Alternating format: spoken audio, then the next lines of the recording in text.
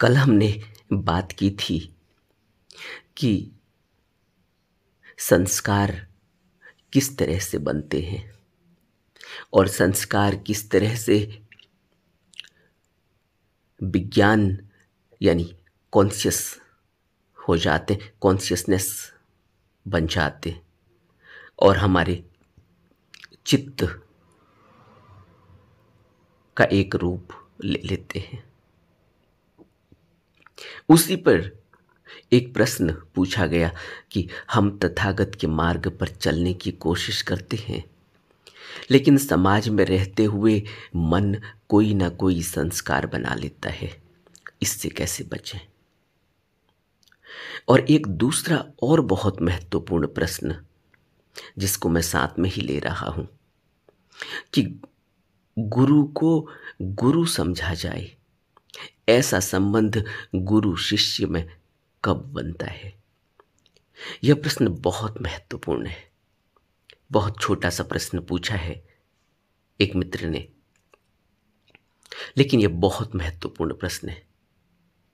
लेकिन पहले इस प्रश्न की बात करने से पहले हम पहले प्रश्न के ऊपर आते हैं कि हम तथागत के मार्ग पर चलने की कोशिश करते हैं, लेकिन समाज में रहते हुए मन कोई न कोई संस्कार बना लेता है। इससे कैसे बचें? अगर साधारण सा उत्तर इस प्रश्न का दिया जाए तो बचने का सिर्फ एक तरीका है, शरण।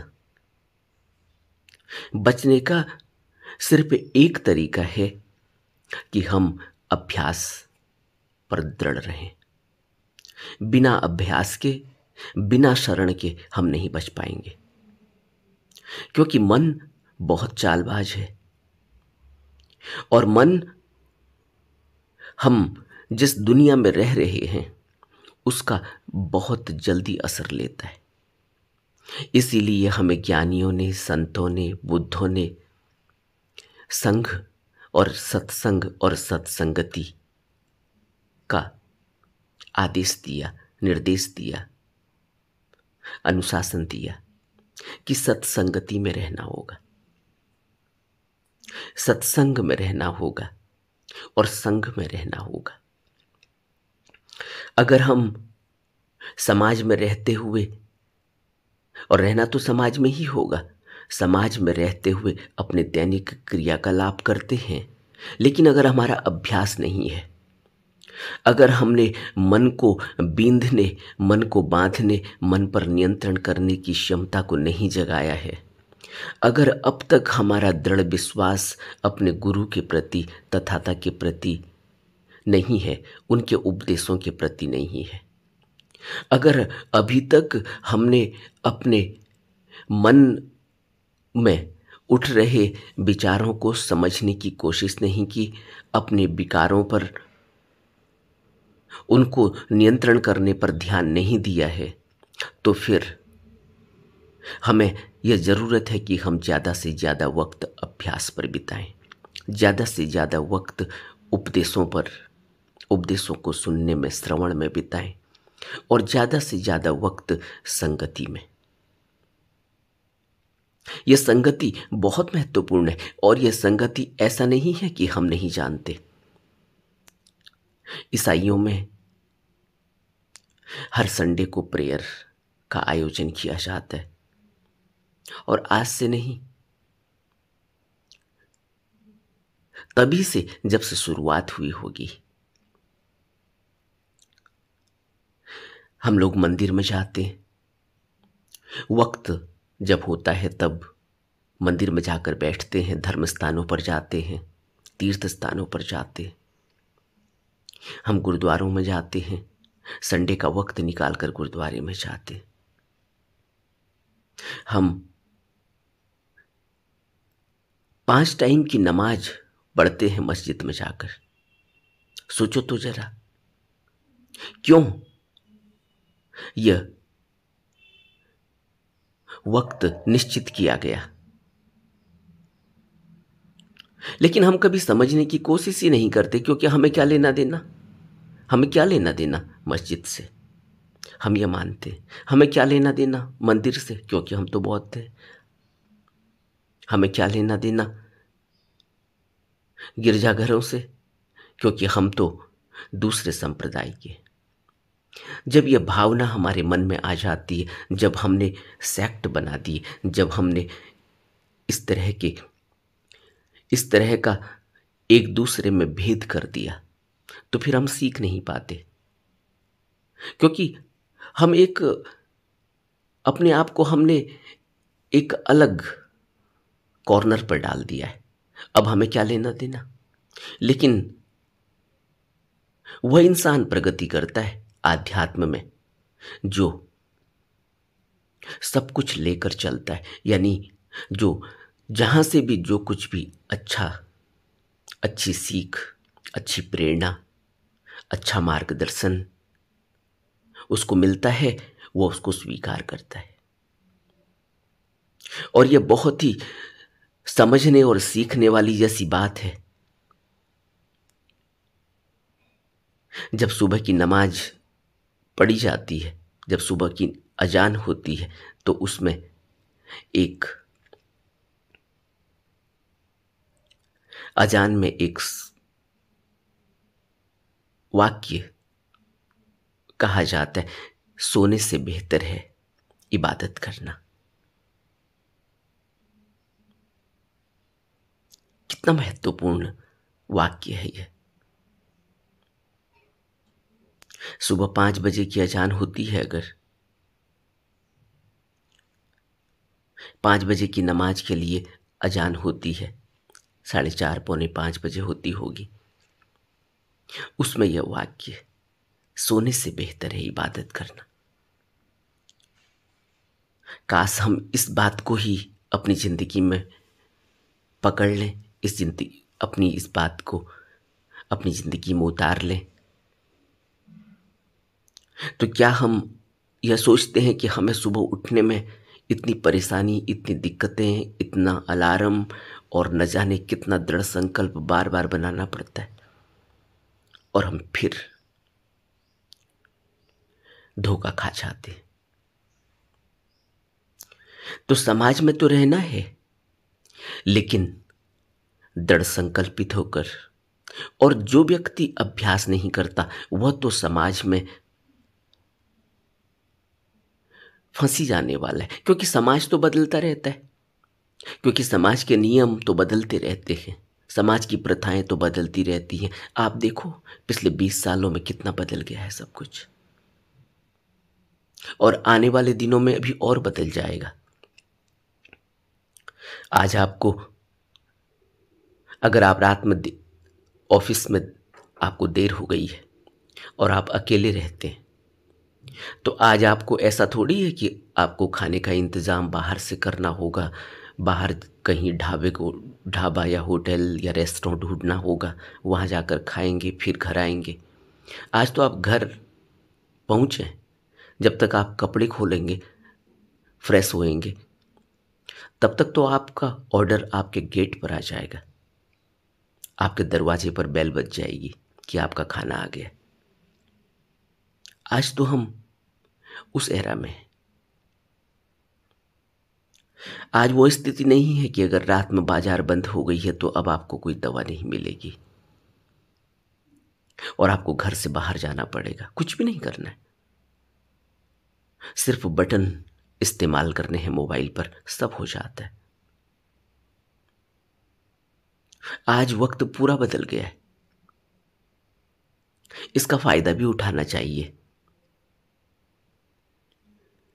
अगर हम अभ्यास नहीं करते हैं तो समाज में कोई ना कोई संस्कार तो लगेंगे ही, संस्कार तो लगते ही हैं, लेकिन अगर हमारा अभ्यास नहीं है तो हमारे अंदर होश नहीं होगा, और हम फिर बेहोशी में संस्कार लगा लेंगे और वो कृत्य कर बैठेंगे जिन कृत्यों का फिर हिसाब हमें देना होता है। और बहुत छोटे छोटे कृत्य होते हैं, लेकिन उनका हिसाब बहुत भयावह होता है, जन्मों जन्मों तक होता है। बहुत छोटे छोटे कृत्य होते, किसी पर गुस्सा कर दिया, किसी पर कुछ तीखे शब्दों का इस्तेमाल कर दिया और बवाल हो गया, और वो बवाल छोटी सी कुछ ही शब्दों का इस्तेमाल घर में किस तरह से कलेश करता है और किस तरह से घर टूटता है, किस तरह से कोर्ट कचहरी के चक्कर लगते हैं। कुछ ही शब्दों से चुप भी रहा जा सकता था। अगर चुप रहा जाता, अगर अच्छा कम्युनिकेशन किया जाता, तो शायद ऐसा नहीं होता। लेकिन बीच में मैं आ जाता है और फिर छोटी सी बात से कैसा संस्कार बनता, जरा सोचो। जन्मों जन्मों का फेरा लग जाता है, क्योंकि आदमी भूल थोड़ी पाएगा जिसके साथ उसने कई साल बिताए, जीने मरने की कस्में खाई, 7 फेरे लिए, 7 जन्मों की कस्में खाई हैं, और अचानक सब कुछ बदल जाता है। तो आप क्या सोचते हैं कि यह संस्कार इतनी आसानी से मिट जाएगा, फिर शादी करने से मिट जाएगा? बहुत छोटी छोटी बातों से जिनसे बचा जा सकता है, लेकिन बचने का तरीका सिर्फ होश है, सिर्फ अभ्यास है। नहीं तो नहीं बचा जा सकता। तो समाज में रहते हुए मन में कोई ना कोई संस्कार तो लगेंगे ही। इससे कैसे बचें? बचने का सिर्फ एक तरीका है कि अपने आप को पूरी तरह से कंसंट्रेट करें।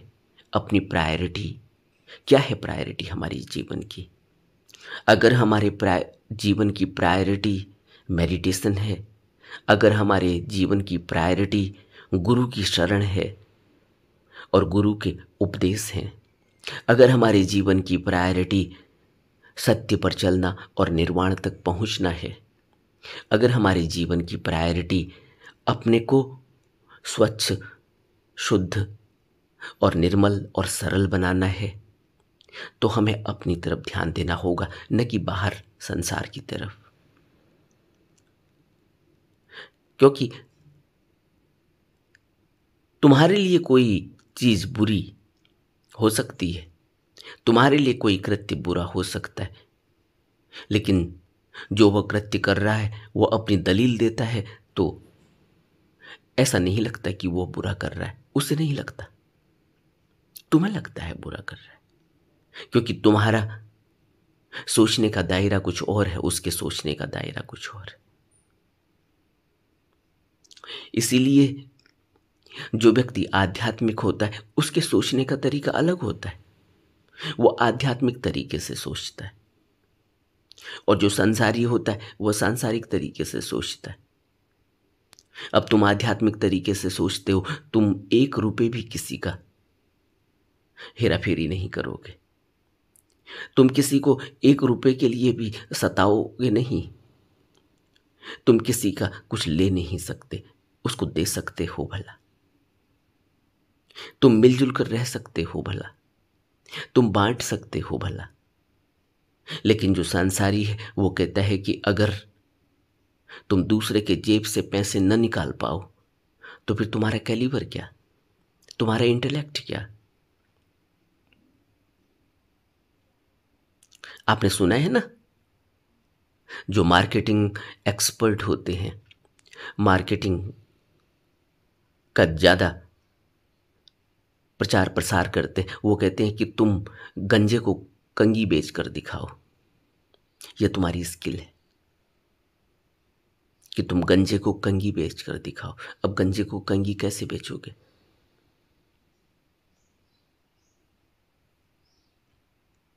लेकिन स्किल यही है कि किस तरह से किसी आदमी को अपने चक्कर में फंसाकर तुम अपना काम निकाल लो। लेकिन आध्यात्मिक आदमी ऐसा कैसे करेगा? वो तो करुणा से, दया से भरा हुआ है, वो तो एक सरल जीवन जीने वाला होता है। वो किसी को बेवकूफ नहीं बना सकता, वो किसी को बढ़ चढ़ कर बात नहीं कर सकता, वो किसी को धोखा नहीं दे सकता, वो किसी के साथ मिथ्याचरण नहीं कर सकता। यही तो आर्य अष्टांगिक मार्ग में बुद्ध कह रहे कि आज तुम उस अवस्था में हो जहां पर तुम थिर नहीं हो सकते, जहां पर तुम हर कोई भिक्षु नहीं हो सकता, और आज वो स्थिति भी नहीं है कि तुम्हें हर जगह भिक्षा मिल जाएगी। आज तो तुम्हें आर्य अष्टांगिक मार्ग का पालन करना ही होगा। आज तो तुम्हें गृहस्थ में रहते हुए, घर परिवार में रहते हुए, आर्य अष्टांगिक मार्ग का पालन करते हुए सत्य के मार्ग पर चलना होगा, निर्वाण तक पहुंचना होगा। उसके लिए तुम्हें आर्य अष्टांगिक मार्ग को अपने जीवन में उतारना होगा। और आर्य अष्टांगिक मार्ग हमसे क्या कहता है? वो 8 अंग हमसे क्या कहते हैं? कि तुम्हारे जीवन में सम्यक वाक होना चाहिए। कितना बोलना है, कहाँ बोलना है। तुम्हारे जीवन में सम्यक कर्म होने चाहिए। क्या कर्म है, क्या अच्छा है, क्या बुरा है, कौन सा करना है, कौन सा नहीं करना है, किसके क्या परिणाम होंगे। सम्यक आजीविका है। सम्यक आजीविका को इसीलिए जोड़ा गया। आज वो स्थिति नहीं है कि तुम्हारे भिक्षा पात्र में जो भिक्षा दी गई है तुम उसी को स्वीकार कर लो और उस पर अपना जीवन बिता लो। जब बुद्ध ने मध्य मार्ग दिया तो सम्यक आजीविका आर्य अष्टांगिक मार्ग में हमको बताई कि सम्यक आजीविका कैसे की जा सकती। तो आज तो हमें आर्य अष्टांगिक मार्ग का पालन करना होगा। अब प्रश्न पूछा है कि कैसे बचें इन संस्कारों से जो लगेंगे, क्योंकि समाज तो हर तरह से है।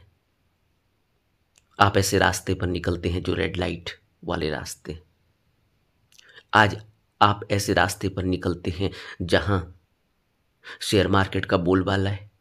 वहां हर व्यक्ति तुमसे यही कहेगा कि तुम क्या क्या कर रहे हो, तुम्हारी जेब में पैसे हैं और तुम ऐसे ही जेब में पैसे लेकर चल घूम रहे हो, तुम कहीं लगाते क्यों नहीं। 1 से 10 बन सकते हैं, 1 से 100 बन सकते हैं। तुम बेवकूफ हो, तुमने पढ़ाई नहीं की, तुम पैसे से पैसे किस तरह से खींचा जा सकता नहीं जानते, और तुम लालच में आ जाओगे तो तुम आध्यात्मिक नहीं हो। आध्यात्मिक व्यक्ति तो आध्यात्म को सर्वोपरि रखता है, सबसे आगे रखता है, क्योंकि उसके जीवन का उद्देश्य तो आध्यात्म है। उसके जीवन का उद्देश्य यह नहीं है कि वो 1 से 100 बनाए। उसके जीवन का उद्देश्य है आध्यात्म, कि उसके आध्यात्म में कोई बाधा ना आए। उसका नुकसान पैसों से हो जाए भला, लेकिन आध्यात्म में नुकसान नहीं होना चाहिए। लेकिन आज तो उल्टा है, पैसों में नुकसान नहीं होना चाहिए, आध्यात्म तो फिर भी कर लेंगे। वैसे भी बुढ़ापे की बात है, और बुढ़ापे में अध्यात्म किसने कमाया? अगर बुढ़ापे में ही अध्यात्म कमाया जा सकता था तो फिर क्या जरूरत थी बुद्ध को घर छोड़ने की? क्या जरूरत थी महावीर को? यह सब तो वह लोग हैं जिनके पास किसी भी चीज की कमी नहीं है। बुद्ध के पास किसी चीज की खाने पीने की कमी नहीं, महावीर के पास किसी भी चीज की खाने पीने की कमी नहीं। कैसे कैसे अब पढ़ें भारतीय संतों के बारे में, बुद्धों के बारे में। उनके पास तो सब कुछ था, उसके बावजूद उन्होंने आध्यात्म को सर्वोपरि माना और खोज पर निकल गए, और जब पाया तो बांटा, और आज तक हम उससे फायदा उठा रहे हैं। तो अगर हम मार्ग पर चलने की कोशिश करते हैं तथागत की, तो हमें फिर अभ्यास को पूरा समय देना चाहिए, और साथ ही साथ अपनी प्रायोरिटी को सबसे ऊपर रखना चाहिए। मेरी प्रायोरिटी क्या है? अगर मेरी प्रायोरिटी धन है तो धन सर्वोपरि हो जाएगा। अगर मेरी प्रायोरिटी अपने आप को समाज के आगे ऊंची गर्दन करके रखना है कि लोग मुझे जाने कि मैं कौन हूं, मेरा पद, मेरी प्रतिष्ठा, मेरा बोलबाला, तो फिर आध्यात्म पीछे हो जाता है। आध्यात्म तो बड़ा ही चुपचाप और बड़ा ही छिपकर करना होता है। कबीर क्या कहते हैं? हीरा पायो गांठ गठियायो, ताको बार बार क्यों खोले। अगर कोई आध्यात्मिक प्रगति हुई है, अगर कोई कुछ ऐसी महत्वपूर्ण वस्तु हमें मिली है, तो उसको तो छिपा कर रखते। हम अपने बैंक अकाउंट को सबको थोड़ी बताते। क्या बताते? छिपा छिपा कर रखते हैं? क्या हम अपनी मंथली इनकम को बताते हैं किसी को? लोग तो पूछना चाहते हैं, लेकिन हम फिर भी नहीं बताते। अभी देख रहे हैं कि बाल सफ़ेद हो रहे हैं और लोग समझ रहे हैं कि हमारी उम्र क्या हो चुकी है, फिर भी अपनी उम्र को छिपाते हैं। और तो छोड़ो, लेकिन आध्यात्म जो कि सबसे ऊपर होना चाहिए, उसको छिपाकर भी रखना है, और वह सबसे बड़ी प्रायोरिटी भी होनी चाहिए, ताकि हम चुपचाप नियम, संयम, अनुशासन और सील पर चलते हुए अपने उस काम को, उस रास्ते को सबसे सर्वोपरि समझें। क्योंकि हमारे जीवन का लक्ष्य, हमारे जीवन का उद्देश्य वही है। आसान बिल्कुल भी नहीं है, क्योंकि शरीर की अपनी आवश्यकता है, मन की अपनी आवश्यकता है, चालबाजियां हैं, फिर फंस जाता है। यौवन आता है, शरीर कुछ मांग करता है, हम उलझ जाते हैं। यौवन आता है, शरीर की अपनी डिमांड है। यौवन आता है, मन की अपनी डिमांड है। मन अच्छे अच्छे दृश्य देखना चाहता है, दूर वादियों में जाना चाहता है, एक शहर से दूसरे शहर, एक देश से दूसरे देश जाना चाहता है, एक्सप्लोर करना चाहता है, अच्छे अच्छे कपड़े पहनना चाहता है,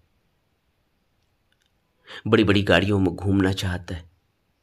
वह सब कुछ भोगना चाहता है जो इस दुनिया में चल रहा है,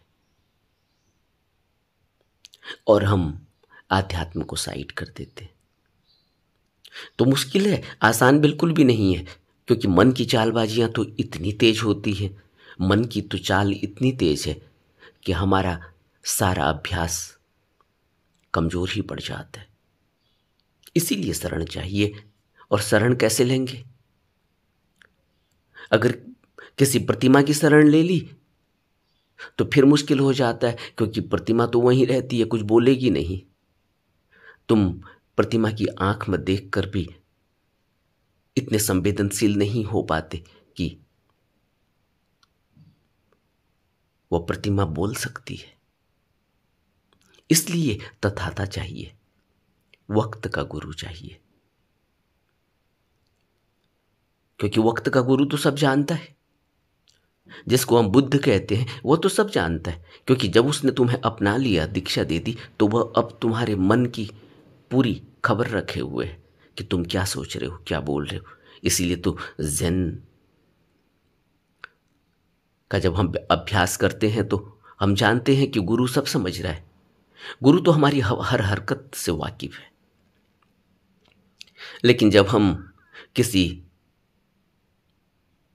प्रतिमा की शरण ले लेते, हम कहते कि हमने बुद्ध की शरण ले ली, बुद्ध की प्रतिमा के आगे, बुद्ध की मूर्ति के आगे हमने, बुद्ध के मंदिर में जाकर हमने अपने आप को शरण में छोड़ दिया है। लेकिन हकीकत क्या है? हकीकत तो हम जानते हैं, हकीकत दूसरा थोड़ी जानता है, क्योंकि प्रतिमा कोई उपदेश देगी नहीं।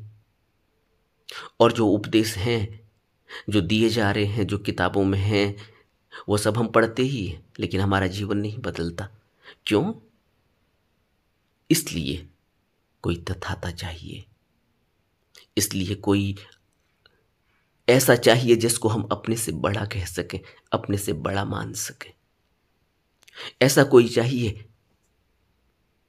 जिसकी आंखों में आंखें डालकर देखने की हम हिम्मत कर सकें, जो हमारी तरफ देखे तो शर्म से हमारा सर न झुक जाए। तब जीवन बदलता है, तब संस्कारों से हम बच सकते हैं। आसान बिल्कुल भी नहीं है, क्योंकि समाज में तो सब कुछ चल रहा है, यहां कुछ भी हो सकता है। ऐसा कभी नहीं समझना चाहिए कि जो हमने सामाजिक व्यवस्थाएं बनाई हैं, अगर उनका उल्लंघन हो रहा है तो हमें यह लगे कि बहुत आश्चर्य हो गया। कोई आश्चर्य नहीं है। रोज समाचार पत्र पढ़ते हैं, रोज टेलीविजन देख रहे हैं, रोज न्यूज़ देख रहे हैं, समाज में क्या क्या हो रहा है। कल्पना जो नहीं कर सकते वो भी हो रहा है, तो कुछ भी हो सकता है। लेकिन जिसने शरण ली, जिसने अपने को छोड़ दिया गुरु के हवाले, और जिसने अपने को अभ्यास में लगाया, उसका जीवन बाहरी तौर से जरूर बहुत ही निरर्थक लगेगा, बहुत ही व्यर्थ लगेगा, बहुत ही सरल और बहुत ही सीधा लगेगा कि कुछ भी नहीं, बिल्कुल ही खाली खाली।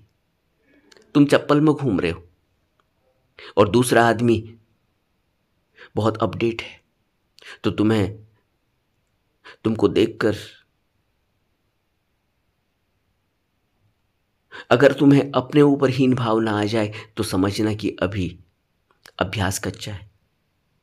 अगर दूसरे को देखकर अभी यह लग रहा है कि देखो कितने मजे ले रहा है और हम कहाँ हैं, और हमने पीएचडी की है, हम साइंटिस्ट हैं, लेकिन हम आध्यात्म पर चले, आज हम किस अवस्था में कि हमें मुश्किल हो रही है, समाज में अपने को बनाए रखने में मुश्किल हो रही है, खर्चा नहीं चल रहा है।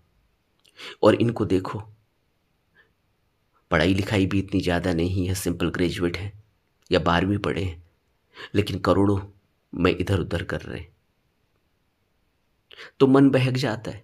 मन अगर बहक रहा है तो इससे यह समझना चाहिए कि मन तो कुछ और कह रहा है, हम कुछ और कर रहे हैं। हमने मन को रोकने के लिए, मन को बींधने के लिए जो अभ्यास हमें बताया गया, उस अभ्यास पर हम अभी प्रखर नहीं है, खरे नहीं उतरे। ये बहुत ओखा है, ये बहुत कठिन डगर तो है ही, तलवार की धार पर चलने जैसा तो है ही। रिजरेस आसान नहीं, लेकिन आनंद तभी घटित होगा जिस आनंद की हम तलाश में, जिस खुशी की, जिस शांति की हम तलाश में। नहीं तो हमारे पास सब कुछ होगा लेकिन मन की शांति नहीं होगी। हम फिर पूरे संसार में घूमेंगे,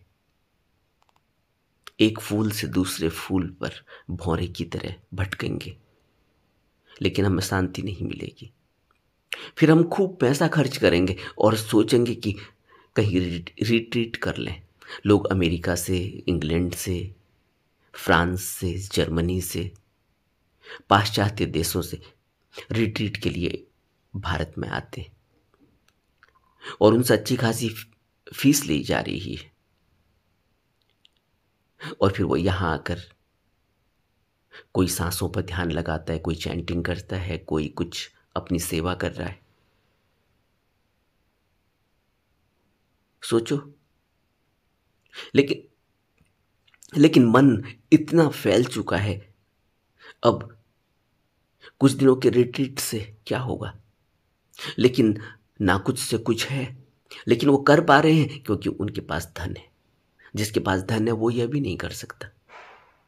अब कितने लोग हैं आज जो रिट्रीट पर जा सकते हैं, चाहते हैं, अभी उनको लग रहा है कि आध्यात्म सर्वोपरि है, लेकिन उन्हें लगता है कि धन नहीं है, वो भी रिट्रीट पर जाते, कहीं जापान जाते, किसी ज़ेन गुरु के समीप बैठते। अब उनको लगता है कि धन कमाना इसलिए जरूरी है, लेकिन ऐसा बिल्कुल भी नहीं। एक साधारण जिंदगी जी जा सकती है, और बुद्ध हमें उस साधारण जिंदगी के बारे में भी बताते कि कितने कपड़े चाहिए तुम्हें, कितना खाना चाहिए तुम्हें।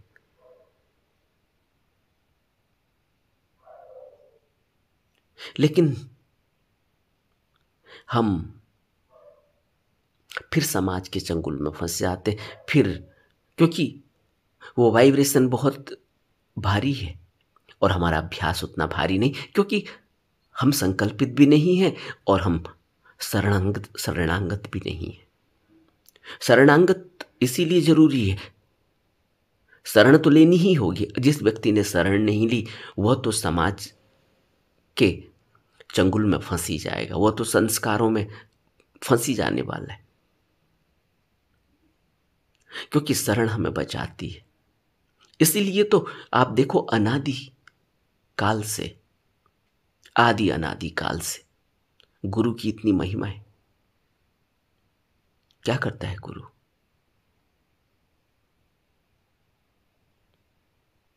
ये बहुत महत्वपूर्ण प्रश्न है जो प्रश्न पूछा गया है। अब अभी इतना वक्त नहीं कि मैं इस प्रश्न को इसी के साथ आगे लूं, क्योंकि फिर ये और लंबी बात हो जाएगी। इस प्रश्न को फिर मैं अब अलग से लूंगा।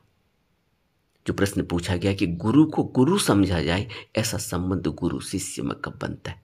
यह बहुत महत्वपूर्ण प्रश्न है, बहुत महत्वपूर्ण प्रश्न है। बहुत छोटा सा प्रश्न है, लेकिन बहुत गहरा अर्थ रखता है। इस पर हम फिर बात करेंगे। नमो बुद्धाय।